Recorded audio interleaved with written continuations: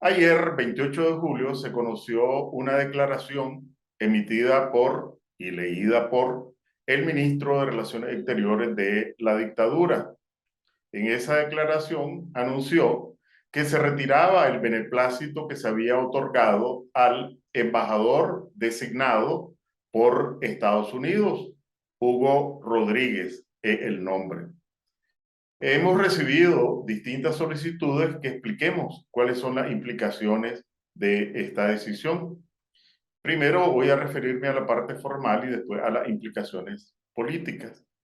Desde el punto de vista diplomático, cuando un gobierno designa un embajador ante otro gobierno, solicita antes de la presentación de credenciales lo que se llama el place o el beneplácito, para que el otro gobierno, después de revisar el currículum, anuncie, y normalmente esto se hace por canales discretos, si lo acepta o no lo acepta.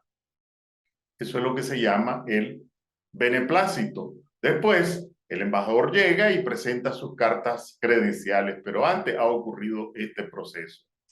En el caso de Estados Unidos, se había presentado, se había postulado al señor Hugo Rodríguez. Es evidente que el gobierno de Ortega había otorgado el beneplácito a esa designación, pero en el caso de Estados Unidos, los embajadores designados ante otros gobiernos tienen que cumplir un trámite interno, que es presentarse a una audiencia al Senado norteamericano para que el Senado confirme la designación. Pues bien, el señor Rodríguez compareció al Senado, hizo sus declaraciones, respondió preguntas y parece que algunas respuestas del señor Rodríguez desataron la bravuconería del dictador y de sus secuaces. ¿Cuáles son las implicaciones de esta decisión? Más allá de la bravuconería acostumbrada por Ortega, hay que situarlo en contexto. En la década del 80, Ortega tuvo conflictos con el sector privado, tuvo conflictos con la iglesia, tuvo conflictos con Estados Unidos. En la primera etapa de su gobierno, buscó cómo aliviar esos conflictos y hubo un periodo de relativa estabilidad. Pero como aquella fábula de la rana y el alacrán, la voy a repetir rápidamente, estaba una rana a la orilla de un río y el río había una gran correntada y estaba el alacrán a la orilla. Y entonces la rana está lista, como sabemos, la rana puede nadar. Y entonces el alacrán le dice, rana, cruzame al otro lado del río. Y entonces la rana le dice, no, le dice, porque si te llevo, después vos me vas a aguijonear y me vas a matar. No, le dice el alacrán, no ves que si vamos en el río y yo te meto la ponzoña, pues nos vamos a ahogar los dos. Tenés razón, dijo la rana, es cierto, vos no te vas a matar vos solito. Montate pues, le dijo. Y se montó el alacrán en el lomo de la rana y la rana empezó a nadar. Cuando van a mitad del río, la rana siente el aguijonazo y le dice al alacrán, alacrán, me dijiste que íbamos a pasar para salvarnos los dos, ahora nos vamos a ahogar los dos. Y entonces le dice el alacrán, ¿qué querés que haga, rana? Si esa es mi naturaleza. Pues Ortega, su naturaleza es esa, una persona violenta, una persona acostumbrada a la bravuconería, a la que le importa muy poco el pueblo nicaragüense, igual que ocurrió en los 80.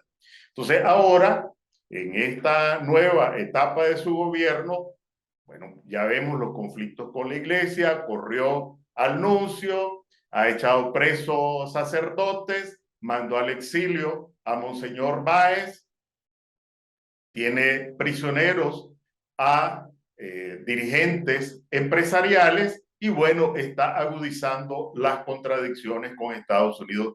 La misma ruta del alacrán, el alacrán Ortega, ¿verdad? La misma ruta de los 80. El problema es, y una encuesta reciente de Sid Gallup, o en una de sus preguntas, se refería precisamente a estas posiciones supuestamente antiimperialistas de Ortega. Y la sorpresa es que menos del 5% de los consultados expresó respaldar a Ortega en estas posiciones antiimperialistas. Quiere decir, según la misma encuesta, que dice que el 15% sigue respaldando al Frente Sandinista, que ni siquiera los seguidores de Ortega respaldan estas posiciones, y es natural si la economía de Nicaragua depende totalmente de la economía norteamericana, remesas, inversiones extranjeras, exportaciones, importaciones, empleos de las zonas francas.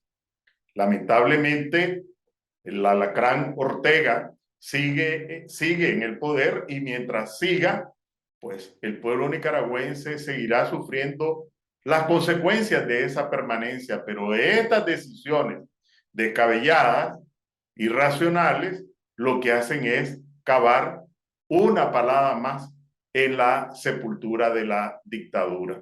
Esa es la explicación sobre el anuncio que hizo ayer el ministro de Relaciones Exteriores de la dictadura.